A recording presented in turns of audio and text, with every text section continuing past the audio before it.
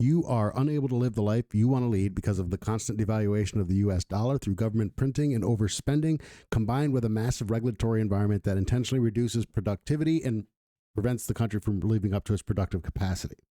That's boring, it's complicated, and it's the reason that creators and politicians and journalists don't talk about economics. But that's what's hurting you. That's what's making you upset. That is what the problem is. And yes, I'm looking at notes here.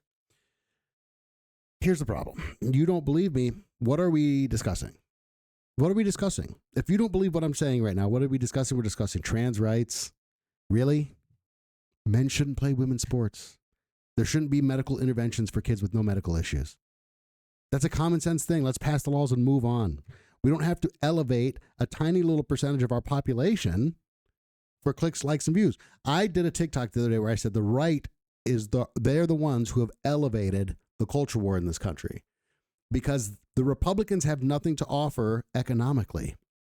At least the Democrats are honest about their economic ambitions. They want to raise taxes, spend more money, and grow government. Terrible ideas. It's just going to hurt you more. They'll never get the revenue that they want. And then the things that they want to spend money on will cost way more than they think it will. But at least they're being honest and they're offering you something economically. The Republicans have nothing. They have nothing to talk about. So what do they talk about?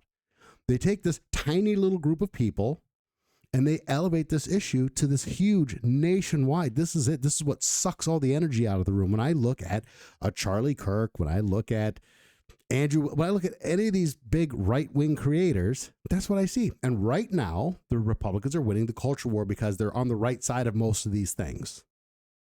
Like it or not, they're on the right side of most of these things culturally.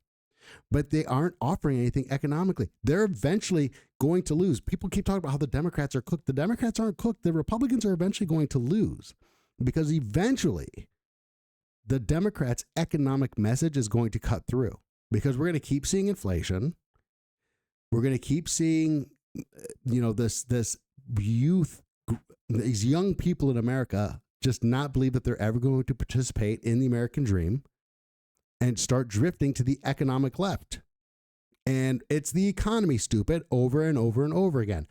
Republicans don't want a smaller government. They don't want to fix the real economic structural issues in our country. They have no desire to do it. And I thought Donald Trump was maybe the guy who was going to come in and do something different. I know what he can and cannot accomplish.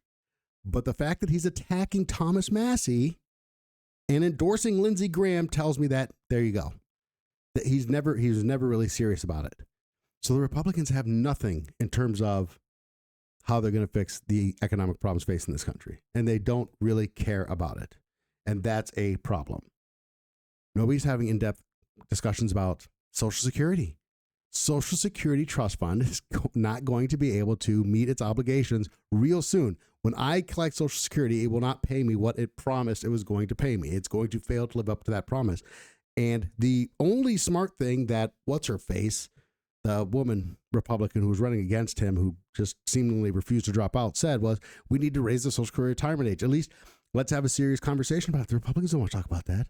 All they do is go on TV and say, don't worry about your Social Security, it's fine. Because the Republicans are going to do exactly what the Democrats want in the end, and that's lift the cap and turn Social Security from a fixed benefit retirement program into a direct welfare program.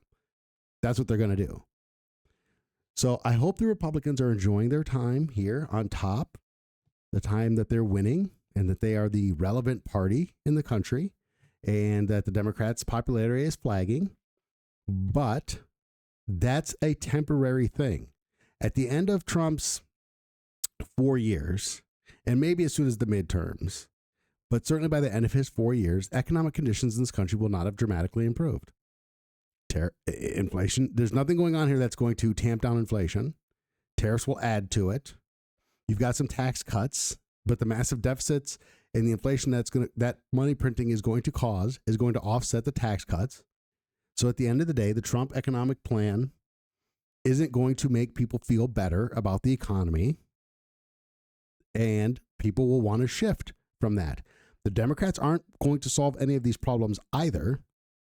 Not by any stretch of the imagination. In fact, their programs will exacerbate the problems. But at least they're offering some kind of an economic solution. People are going to get tired of talking about the culture war. It's over. It's pretty much over. And I think the Charlie Kirks and Fresh and Fit podcast and Andrew Wilson and all these guys, they're all having their moment in the sun, but this is going to pass. And then people are going to want to start having serious conversations again about serious issues that affect them on a day-to-day basis. And these guys will fade. And if there's not an alternative to leftist economics, there's not an alternative to Second Thought and Robert Reich and all these like socialist type and straight up socialists on the left who are preaching this constant economic message, that's what the future looks like in 4 years. So this is going in the quick rant playlist. I hope you guys will like, click, and subscribe to the channel. Please leave a comment because that, I guess, helps more than anything else. But I need subs so that I can get to, 1,000 scrubs. No, not my subscribers. 1,000 subs and 4,000 watch hours, because the goal is to get monetized here as an old man. I think that'd be really cool. And it'd drive my kids nuts. So like, subscribe, comment.